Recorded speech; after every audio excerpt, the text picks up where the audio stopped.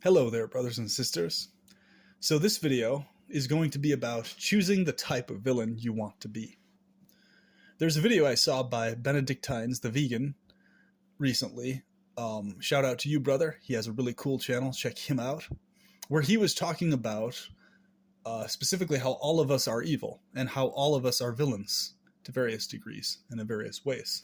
No matter how heroic we want to be or think we are or believe we are, factually, whatever you get done or accomplished is some type or some variation of villainy. It's just a matter of who considers you in what way, right? It's just the only aspect that's heroic is if there's other people who consider you to be a hero. But outside of others considering you to be one, there is no heroism. You see? And I was like, you know what? That's actually a really good point. I'm going to do an entire video on that topic. And Bleak Past has done a lot of videos on this similar topic very recently as well. So shout out to you also, brother. Check out his channel as well. Where basically he talks about how the actual gritty reality of this world is you literally have to be, like legitimately, you have to be to some extent an actual sociopath or psychopath to really achieve anything very large scale or anything really long term, right? In the public eye.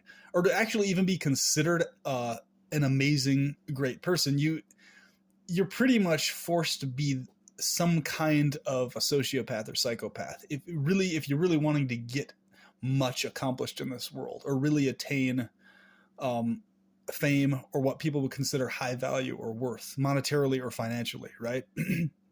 And if you're not that type of individual to some extent, you really never get that far because morals and ethics literally hold people back from achieving those kinds of positions long term. They just do. Because why? Because morals and ethics, they're self-checking mechanisms. So you're literally self-checking yourself and you're limiting yourself. Basically, morals and ethics cause you to self-limit your scope or your scale of influence, your scope and scale of your say in what happens, and the scope and scale of the amount of money you make, really, when you think about it. When you rationally just sit down and think about it, morals and ethics like guarantee that you're only going to ever be able to get up to a certain point, right? Financially or other, because they're limiting to the point where at a certain threshold, the only way you can keep functioning and going past that threshold is if you're literally a sociopath or psychopath to some extent, right? To where you literally, to some extent, genuinely lack care about the feelings of others and about the well-being of others to various degrees and in various ways. And where your psychology genuinely shifts over to, okay, I'm going to make this happen no matter what, and whatever the fuck happens, that's what happens. This is what I'm going to make happen, right? So that's what I'm saying. It's like, in terms of, like, for example, like as antinatalists and as vegans, you'll notice among us, there's two different dynamics. So literally, when I talk about like this technocratic paradise, right, basically, or a sample of paradise, or transhumanism, or any of these other types of things, like basically conquering pain and all these problems technologically, a lot of people think and see me basically as a potential future technocratic dictator, or in support of some kind of technocratic forced pleasure dictatorship, where basically people are forced to experience only pleasure and not allowed to experience pain, right? Like hooked up to pods where all their desires are fulfilled and everything else. So in their minds, basically, I would be what would be classified as a benevolent technocratic dictator, or what they would consider malevolent, but what I would consider benevolent. So literally, what's interesting about it is what I would consider a heroic act in this world. I'm aware that many people now and many people at the time would consider to be a villainous act, right? Even though the result is what? The result is that people would only be feeling pleasure. They would literally not be accessing pain at all. And they would be immersed in these really highly detailed pleasure simulations driven by their imagination, desire, and longings, right? Where they could experience being their own goddesses and gods and stuff like that. And things along those lines, right? And where their nervous systems are enhanced for heightened degrees of pleasure experience and everything else. So the actual feelings would be absolutely amazing. But on the outside of that, people would look at it and be like, well, in other words, they would look at it because you're imposing it on others. In other words, because you're ensuring it for others, therefore that makes you this dictator, therefore villain, even though your intent is good, right? So I'm just like, sure, yeah, I'm more than happy being a benevolent, pleasure-inducing, or seen as that, right? Seen as this benevolent technocratic dictator, basically, or person who forces pleasure on others. You know, if people consider it villainous to force pleasure on them, then so be it. They can see me as a villain all they want. The result is that they're pleasures. That's really all I care about at the end of the day. That the beings that exist and that I'm interacting with are pleasured and not pained. That's literally my concern. So whatever moral qualms they had with me or whatever, yeah, I'm a benevolent, pleasure-forcing dictator in psychology, and I'm happy to admit it. So that's the type of villain I've chosen to be, right? And it's just a matter of, okay, what villain are you going to be? What type of villain do you choose to be yourself? You know, it's not a question of being a hero. Like, even if your intention is to save the environment and everything, it's like anything you do, there's a series of consequences where a huge chunk of the population will hate you for it, no matter what it is that you do, and or it's going to have some other effect that's going to be disliked by some other group of people. Even if a mass of people like it, there's going to be another group that doesn't like it. So literally the whole heroism and villainy thing is just a matter of how others perceive you. It doesn't really have anything to do with the actual logistics on the ground or anything else. And that's the irony of this world. The most heroic acts of them all are acts that are actually the least appreciated of all. Like, you look at any act that's genuinely heroic in like a real legitimate sense, those are like the most underappreciated things ever. For example, antinatalism, abstaining from bringing a kid into this world, abstaining from risking them being tormented, is literally currently in the modern world one of the least appreciated heroic acts you could do. It is like at the top of the list of heroic acts. It's an incredibly heroic act to have a stance that you're not going to risk other suffering, and you have the power to actually do that, to enact that. But it's one of the it's one of the least appreciated things that exist in the world at all. And it's one of many examples, but it's literally one of the most heroic things you could ever fucking do. Right? You know, so, and I'm sure you could think of many other examples like this that are genuinely heroic acts that are considered to be villainous things. Like, pretty much the majority of us in the antinatalist world were considered villains by others. So it's literally a matter, don't try to resist the villainous label. Don't even try to resist people seeing you as a villain. Just go with it and then laugh about it. Like, you know, okay, yeah, I'm going to be this pleasurable, benevolent dictator. So what? Right? Kind of a thing. You'll be happy. So it's like, you know, even if you're plugged up to like a pleasure device or something like that, well, hey, you're going to be happy and not in pain. So what's the difference, right? Whether I am a villain or not. If the result is that you're pleasured and not pained, so be it. That's the result. That's the goal. You know? So I've recently gotten into the psychology because I've realized no matter what I've said or done or felt, it's like there's always somebody somewhere that considers what I'm doing villainous to some extent, right? No matter what it is, it's like it doesn't matter how good of a thing it is. It doesn't matter how objectively of a nice thing it is. Somebody somewhere considers it villainous. Another great example, like veganism, right? Promoting veganism and going out and shouting in public and speaking into loudspeakers in front of restaurants, saying the reality of what they're doing, like they're involved in the death, this horrific, torturous deaths of animals and shit like that. Many people consider that act and that behavior to be villainous behavior, right? When in fact, it's one of the most bold, heroic, kind, loving, compassionate things you could ever do to wake people up to that fact, right? But they'll consider you to be villainous because you're disturbing their dinner, right? For all these stupid fucking reasons. So don't give half a shit about whether somebody considers you a villain or not. Just don't, because imposed reality, everything here is villainous to some extent. You just have to choose, okay, I'm going to be a benevolent villain versus a malevolent villain. And that you just have to look at it from that perspective. It's like, okay, yes, I want to impose pleasure on others by force if needed. And there's ways to impose pleasure by force technologically, right? That's what I want, because I want pleasure to be felt by others and I want pain to be removed from their experience as much as possible. And if that's your goal, if that's what you want, like it is my goal, that is what I desire, then of course huge numbers of people are going to consider you a villain, right? So what? It doesn't matter whether they consider you that or not.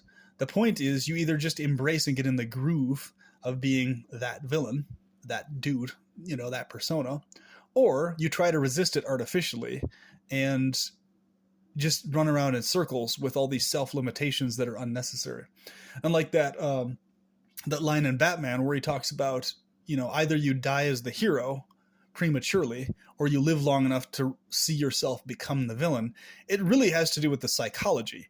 Like the Batman character, that was what the Joker always called out in him, and he's always poking at in Batman, in the sense that Batman actually could have far more success if he just allowed himself to go beyond his own self-limitations. If he allowed himself to become a villain and be considered a villain and just let it happen, and behaved in ways that were far more hardline with criminals, like actually just killing them outright versus like trying to capture them and have them taken into prisons and shit to reform them. If he eliminated and removed his self-limitations, if he removed his absolute fixation on opposing the villains and not being one himself, then he would have the world as his fingertips overnight, right? And that's the Joker was just always joking about him, because the Joker character is always pointing out the gritty, horrifying realities of life, and the fact that the Batman is basically the personification of artificially resisting the horrors and realities of life to the point of one's own self-detriment, basically, right? So like good intentions by themselves aren't good enough. You have to get beyond good intentions, and you have to start stomping your will into the world to really make anything happen ever, for shit to actually take place, right? Like good intentions alone will keep you in this self-limited box your entire existence. You have to get rid of them at some point, and you have to accept and embrace people considering you evil or a villain eventually. And you eventually will get there if you go through enough experiences and stuff. And that's one of the main things I like about the Batman series and the Batman character, is that his drive to like not be a villain himself is basically, it's actually really ego driven. And when you really think about it, it's what's interesting. It's like, and that's what the Joker notices. It's like, it's not, the Batman character himself is so fed up with the evil and horror that exists in the world. Like he himself is fed up with it. He's just fucking disgusted with most people most of the time. He sees the corruption in people's natures, right?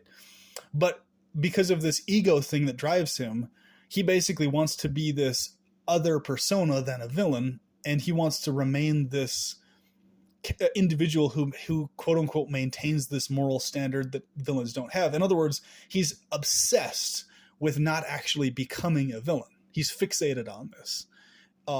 Even though everybody already considers him a villain anyway, he's obsessed with not actually being one, right? And so the Joker always brings up the fact that he's just self-tormenting. He's like, you're just tormenting yourself. He's like, and that's why he said, full well that you need me. Like your persona, your ego, what drives you, like what keeps you going and what keeps you fueled in this existence is existence of entities like myself, where you can't ever bring yourself to just kill me. And that was one of my favorite scenes in the Batman was the Joker was just telling the Batman, he's taunting him to let him go, to drop him, to kill him, to just take him out. He's like, just do it. Just fucking kill me, dude. And then just the point that he was just poking and grinding at the fact that Batman's ego in regards to not being the villain was so fucking strong, it overruled his ability to kill who he should have killed. And the Joker acknowledged that he's a person who should be killed by Batman, but Batman just couldn't do it. And that's why the Joker, he just laughs in his face, because he's like, exactly. See, like he's like, we're two peas in a pod. He's like, your entire thing is dependent on my existence in this world, right? And that's the dark irony of it. It's like, it is dependent on his existence, right? That contrast existing. So having there be some other thing that contrasts his morals and ethics existing, right? That in other words, the Joker is the reason for the Batman needing to maintain that ego. It's like, so you get what I'm saying, basically. But to me personally, that's why I've always been a fan of the Batman series and the characters and stuff like that, especially like the later series that have come out since the 2000s. And in terms of like the darker, grittier series within the comics, distinguished from some of the early just cheesy stuff, is that that dynamic between him and these villains is just it just speaks so many volumes in terms of like social commentary on the real world dynamic of people trying to be heroic and the villains recognizing the pointlessness of that, right? And what's interesting is like the actual sociopaths and psychopaths in the world have a lot fucking easier of a time psychologically than most of us do, in the sense that because they're lacking empathy and compassion that we have, they're not self-limited by the morals and ethics we ourselves are self-limited by as empathic people. They're just not, right? So it's like, that's the sick, dark irony of this situation. It's like, in one way, the morals and ethics that we have in and of themselves are chains in and of themselves. It's like in and of themselves, they can potentially be malevolent things if they're allowed to basically dictate everything we do and be these rock solid principles we always adhere to. They can actually end up causing more problems than not, right? Like inadvertent problems and shit like that. Like you saw in the Batman series, how basically he wasn't able to save two people at the same time, right? Even though he intended and desired to. And one of them got blown up and killed, and then the other one was saved, like the Two-Face character, right? He was like, why the fuck did you save me? She should have been the one saved. When Batman's intention was to try and save the other one, the kid, but the Joker tricked him, so it was flipped around which one, which building the person was in. And so it's like, you've got that situation going on. So where even the people that are rescued or saved by you or helped by you, they themselves can turn out to despise you as much as everybody else. Because a lot of times people don't want to be saved. They want to be allowed to die, basically, right? You know what I'm saying? A lot of times people don't want saving. They don't want help. A lot of times they just want to be let go and they want to get the fuck out of this place, right? And a lot of times people might resent you for saving their life, even though your intention was obviously to help them. If their desire was to get the fuck out of here and you made it to where they couldn't do that, then they consider you a villain for that. So it's like, that's often a saying I say. It's like, damned if you do, damned if you don't, damned if you don't do either, right? And that's basically it. Like, in this world, you're just fucking damned, period. So choose the type of villain you're going to be. Stop worrying about this heroic stuff or trying to be heroic. It doesn't fucking matter. It's a facade. All these situations where people are praising they're such a hero, they're such a great hero and all this stuff. It's a facade. Most of it's done as a social proof thing where somebody says you're a hero and yes, yes. And then everybody patting each other on the back. But the reality of it is people don't really fucking appreciate you that much, right? Them praising you as a hero is a lot more about them being recognized for praising you as a hero than it is you actually being heroic and them appreciating you in any really deeper sense, right?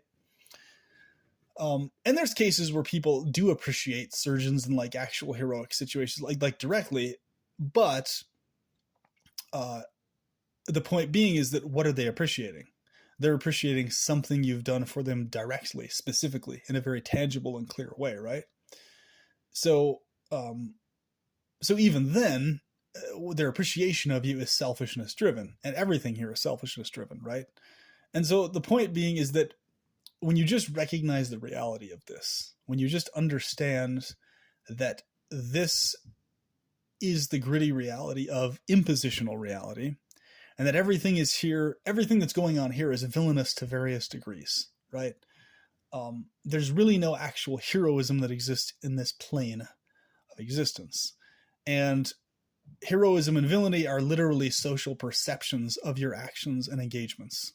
Like, you could be doing the greatest thing in the world and people could consider you a villain for it, when literally what you're doing is an amazing fucking thing, right? Shutting down slaughterhouses by force, whatever that it takes to make that happen.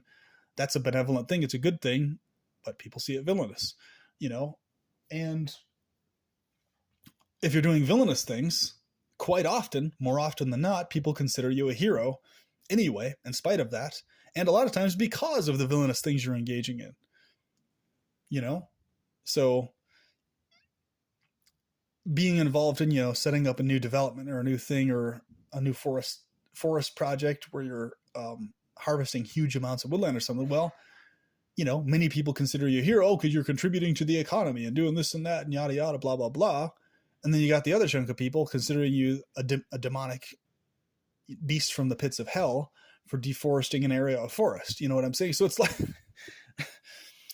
so just psychologically get yourself past and beyond trying to be seen as a hero or longing to be seen as a hero by others in any capacity, basically.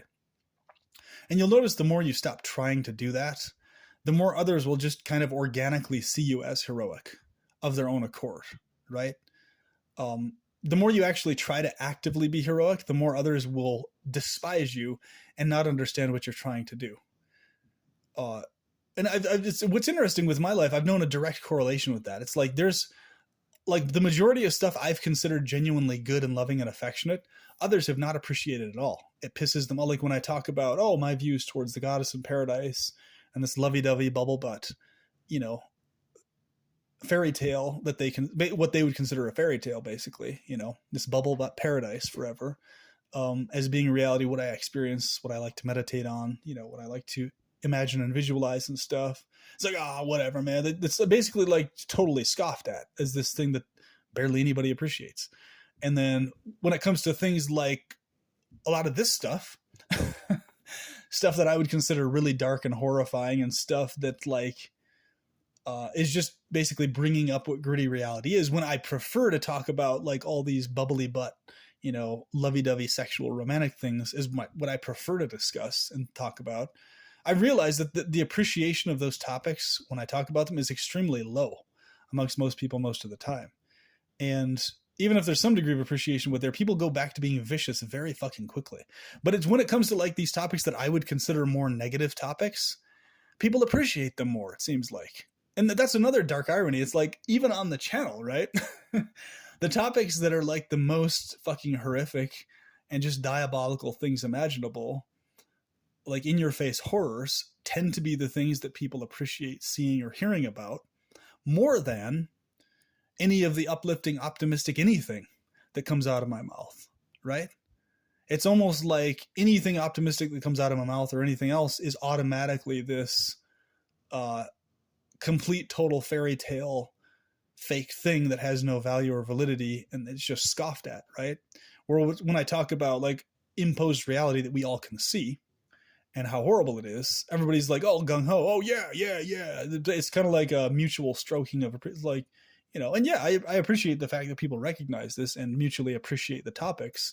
But you see my point. It's like what I consider to be more horrible and less worthy of discussion and talk, but still important for people to know about, is what people in general seem to appreciate far more than the topics that I would personally consider to be genuinely good topics, genuinely uplifting, optimistic topics that are far more worth discussing versus the dark, horrific ones, right? Far more focusing the attention on. But most people don't see it that way. This is why this particular channel has skyrocketed in terms of speed of people subscribing, and compared to my other channel, there's no comparison at all. Like it took me fucking years, like 4 years to get up. I'm still not even on 200 subscribers on the other channel that I was running, right? So like this one, it's almost at 100, like within a matter of an extremely short time frame, so I'm like, this says a lot. Holy shit, this says a lot regarding people's psychology. Most people most of the time are attracted to the fucking dark. They're attracted to the fucking macabre, the negative. They're attracted to controversy, to conflict, to everything that's horrible and gritty and horrifying and gut-wrenching and gut-stirring and emotionally surcharging and agitating ways. That's the shit everybody's attracted to. Like flies to shit, like maggots to a pile of poop, right? And, it's like, okay. The reason for that is we're all villains to some extent, to one degree or another, right? We're all schemers and connivers to various degrees. It's just a matter of, are you a benevolent one or are you a malevolent one, right? We're all connivers, we're all schemers, we're all villains of some kind, of some variation. So which type are you going to be? Are you going to be a technocratic benevolent dictator that imposes pleasure on others, or at least supports that idea and gives a thumbs up to it, right? If you don't directly, or if you're not directly involved in it. Or are you somebody who is against that and just wanting to disappear from this world and or just eliminate the entirety of existence and cause an extinction or whatever? I mean, think about it. If you look at any of these possible scenarios, whether it's the technocratic benevolent dictatorship where everybody's forced into like huge amounts of pleasure, or the situation where everybody's just eliminated by force, by some ethicist or something, by either forced euthanasia, forced sterilization, or some other means, every single one of those scenarios is a dystopian future according to a chunk of the population. It's literally determined on who you ask. Like what I consider to be a paradise state and close to a utopia, somebody else would consider to be a dystopian nightmare. Somebody who wants to completely escape the pleasured sentient state entirely, right? Including pleasure also, not only pain. They would consider that to be a dystopia, even in that situation, right? And they just want to escape the entire thing completely. Whereas a person like myself who agrees with me or has my stance, we all would consider ourselves mutually heroes, right? In terms of inside ourselves. But I would suggest we even get beyond considering ourselves that way, or at least we would consider ourselves to have noble intentions, basically. And that's the other part. I encourage you to stop even seeing your intentions as noble and just recognize them as selfish intentions. Even if your intentions were previously seen as honorable or whatever, be like, you know what? No, actually, my desire to force pleasure on others and not allow them to experience pain is a selfish desire. It is a villainous desire. And just get yourself to be okay with that. Like, stop trying to tell yourself this narrative that you're this nobly intended individual. That's like, shift it around. Just be like, no, I am a selfish, pleasure-obsessed, addicted being. That's what I value. And that's what I want to impose on reality. I want reality to be a pleasured state, whatever it takes to ensure that that's the case. As much as possible, the majority of the time, that's what we're going to do. That's what I'm going to be involved in, right? And so it's like, yeah, just recognize even your most noble intentions as being selfish ones, and stop even considering them to be noble, really. You know, honestly, and you're going to be a lot more relaxed going about life that way than not, right? Be totally okay with people considering you the worst villain imaginable. Right? Because if you know that what you're doing is like, okay, this is what I want, this is what I'm going to be doing, and this is what I want to see happen with it, then so what if somebody sees you a villain or evil, or, you know, it's just a narrative or a story they're creating in their own minds about you, right? Whereas, see, what's interesting is like people like myself, right? I would consider an ethicist who did a forced sterilization project throughout the planet to be a villain, right? I would consider someone who did a forced extinction event via nukes or whatever, a planetary explosion, to be a villain, someone to oppose. So it's literally a perception of who you see as a villain or not. It's not a matter of anybody being a hero or not, like ever. So this is literally, it's a very empowering thing to get yourself into psychologically and otherwise, because it really eliminates every aspect of bullshit that exists. It's like, you know, people saying, oh, you're selfish, you're villainous, that would be a dictatorship. You're like, yeah, it is selfish, it is villainous, it would be a dictatorship. It'd be one that would feel really good, by the way. And then people are like, oh, I don't care if it would feel good. The point is, it wouldn't be my free will, it would be imposed on me and blah, blah, blah, and all this stuff. It's like, okay, yeah, I want to impose pleasure on you. That's me, Mr. Villain Man over here, right? Mr. Pleasure Inducer, Pleasure Miser. So anyway, I hope this was somewhat insightful. I hope this was very insightful, very useful, and applicable to your own life. So choose what type of villain you're going to be. Toss off the fake, man-made, noble intent, heroic narrative. Oh, but my intentions were good. This not just your intentions are selfish. Just make sure your selfish intentions are benevolent and not malevolent. That's all you got to do. All right. Talk to you later. Have a good one.